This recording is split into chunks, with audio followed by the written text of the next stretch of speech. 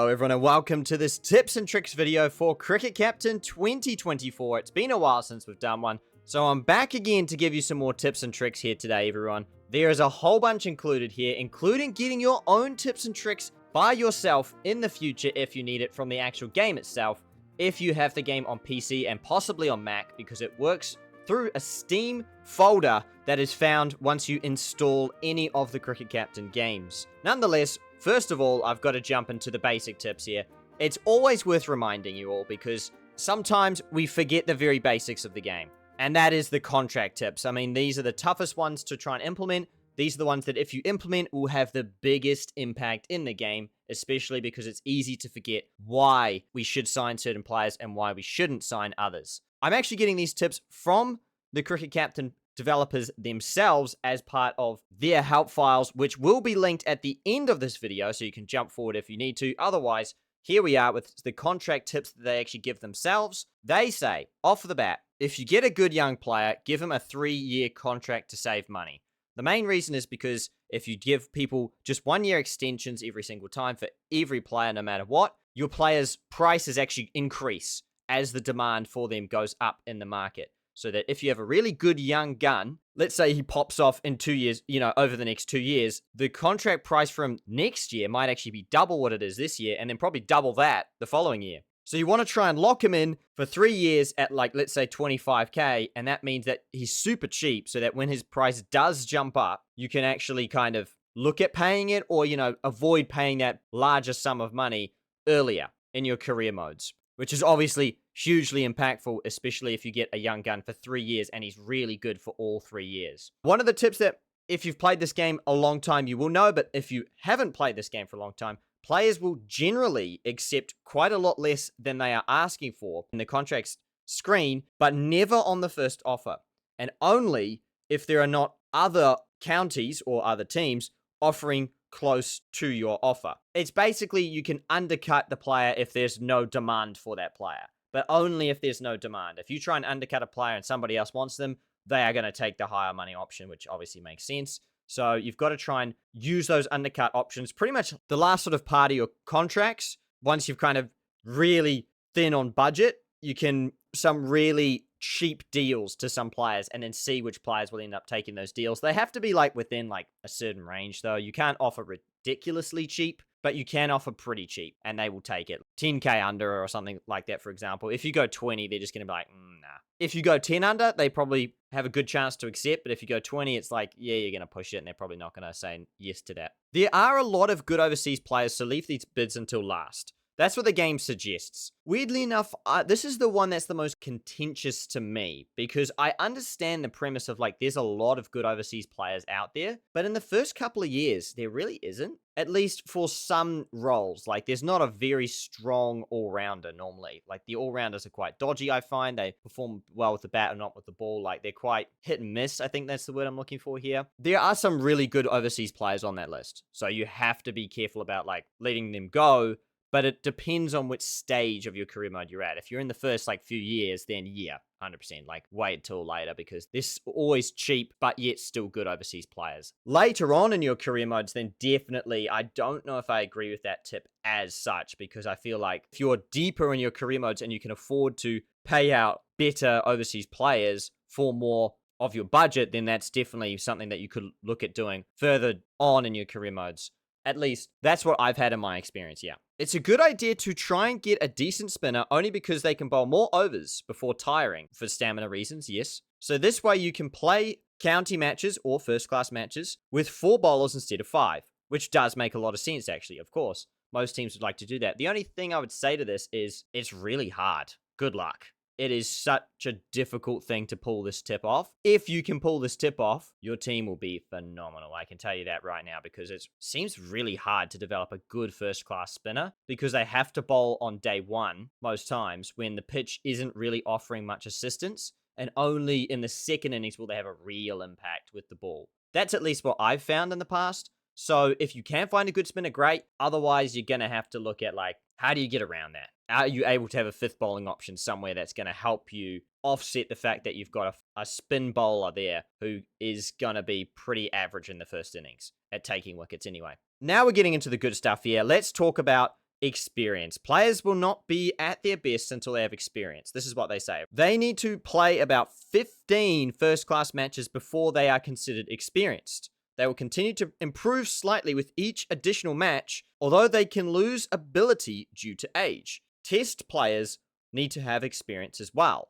So the real conundrum that I find is like, what is a bad age? I don't really know what age players start to drop off at. I've seen about 38 to be a rough number of like, as soon as you hit 38, you're in trouble. If you get close, the closer you get to 38, the more you're in trouble. So if you're 37, 36, you're more likely to be in trouble. If you're 32, you've probably got time. But as soon as you hit 37, 38, you're running out of time as a cricketer before in the game they're going to retire pretty quick. After that, the experience thing is important to remember because it's easy to judge players too early. In the first 15 games, be like, look, he's average. Look, he's not great. Look, he's not good enough. We need to swap him out of the team. Get somebody else in who's played more games. But that's the thing. You've got to give them a good enough sample size to be able to tell if they're good or bad players. And that's the tricky conundrum sometimes with your youth players is that they need time. They need experience. And they get better with every single game they play, but you've got to try and then offset that with experienced players who are already good, and therefore your youngsters don't necessarily have to perform and don't cost you the match for their lack of performance early in their careers, right? That's something to keep in mind for sure. It goes on to say cricketers need luck as well as skill. A player with a bad average may be good, but unlucky. Take note of the number of near misses they get when bowling or batting. It will provide an extra indication of ability. This is a critical point because the game's telling us outright the number of near misses actually is a stat in itself,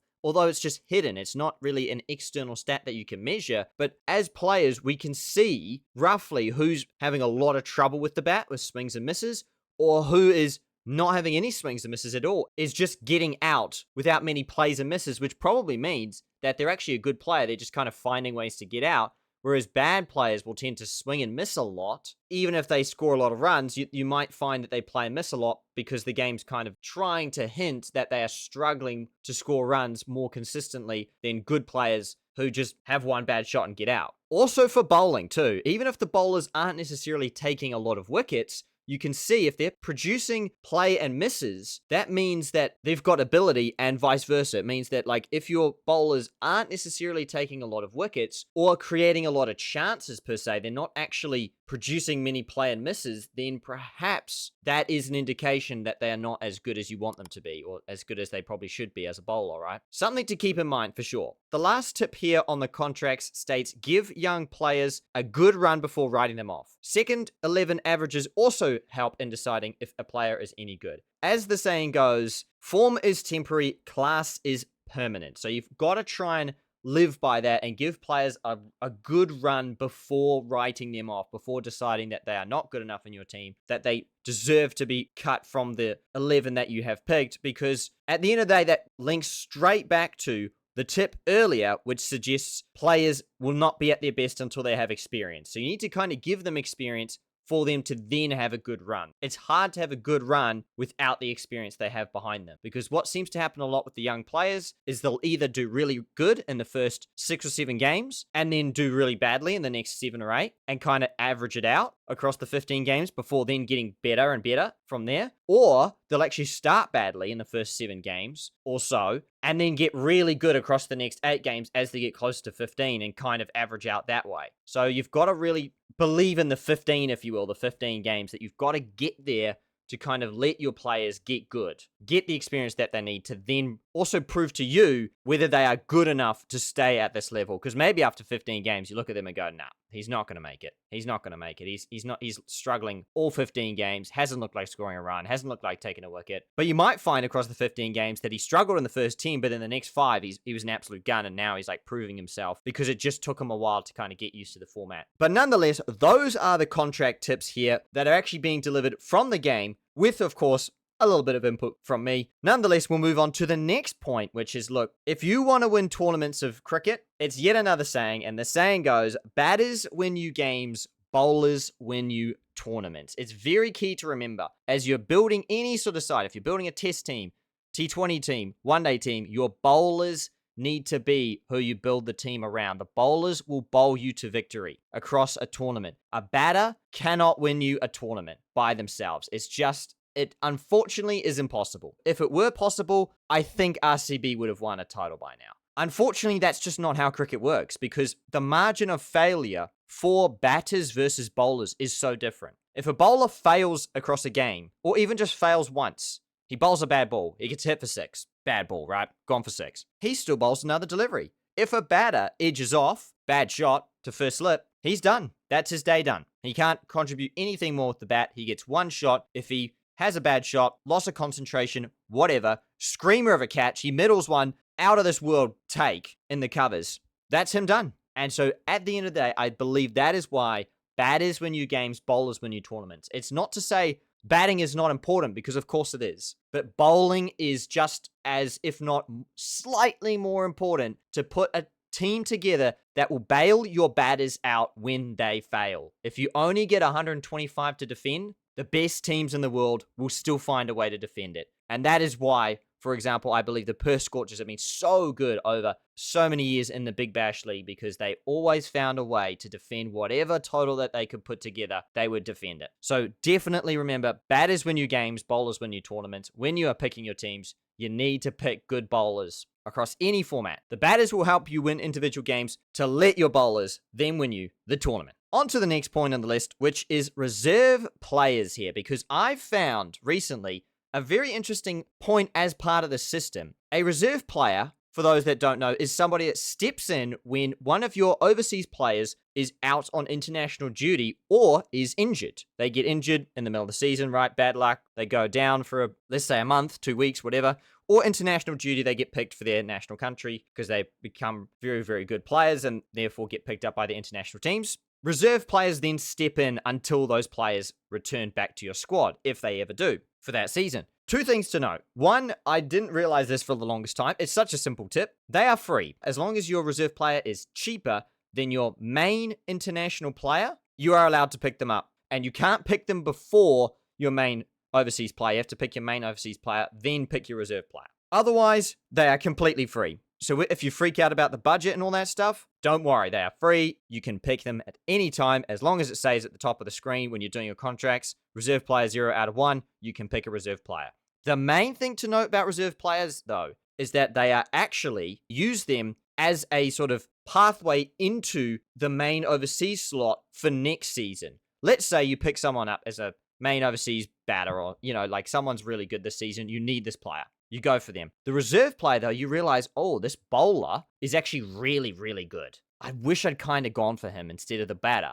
Now that you've signed the batter, you can't go for the bowler. Well, if you sign the bowler as a reserve overseas player, the game will actually let you possibly redo his contract the following season and will ask you, hey, do you want to keep this player as a reserve player, or would you like to sign him on as your main overseas player from the next season onwards? So if you actually have a gun player sitting around that nobody's actually picking up, pick him up as an overseas reserve, and then you can actually pick him up as your main overseas player in the following season, because otherwise they have a chance to just disappear. If you don't pick them up as a reserve player, they just basically move off that list. They may or may not return that following season, because the overseas players list basically just gets a massive refresh, and that player will probably be gone and decide to play somewhere else and not turn up to your league again, right? So if you want to secure him from the next season of your league for your overseas stuff, make him a reserve player for that season, and he will absolutely, and that puts him in line to possibly be promoted from reserve player to the main overseas player slot in the next round of contracts on the next season. Each season, you get to basically decide whether you get to keep the expired contracts or cut the expired contracts. They are part of that expired contract, so you can give them a brand new main overseas player contract, or even a T20 only player contract too. So those are things to definitely consider. For our last tip of the video today, we have a big one. We have a really big one, in fact. I found this tip over on the Reddit community for Cricket Captain, so shout out to them. You can actually go here to the game that you've just installed, Cricket Captain 2024, for example. Any of these Cricket Captain games will work, though. If you go right-click, you go down to Manage, Browse Local Files, then it will open up a folder, of which in that folder there's all sorts of things. It's basically just the game, models, it's basically just the game plus a bunch of files. There's a help folder in that. If you click on that, you can then scroll down and you can see all of these HTML documents, which you can open to any sort of extension, for example, Google Chrome. You can open it up and it's actually a help sheet for any of the files that you select. For example, if you go down to, let's say, SA20 contracts, it actually tells you all of the rules around like how many players you can have in your team. It actually gives you help in terms of what they suggest you do in the game. Now you can actually get help yourself from the game using this tip here because it works for any of the old Cricket Captain games. Now, I don't know if this works on Mac because, of course, I don't have a Mac myself. Because it's going through Steam, I presume it should work on Mac. Unfortunately, not for mobile users, but technically speaking, these contract tips and tricks would not change. So if you ever have bought a past game on PC before, you can use this tip here for that older version of the game, and it should work absolutely fine, and you should be able to get your tidbits through it as well. I hope you got some value out of this video. If you did enjoy, then please make sure to leave a like, subscribe for more Cricket Captain content. I'm trying to produce as much content for this game as possible. I love talking about it, and yet there's always more to learn, and that's what I love about it. Let me know your thoughts on how Cricket Captain 2024 is going for you so far. If you need any help with any other tips and tricks, definitely leave them down below. If you want to check any other tips and tricks videos that I have done, the playlist should be on screen now. Thank you to all the members for your support as usual. It is greatly appreciated. You guys are the best. And until the next video, everyone, take care.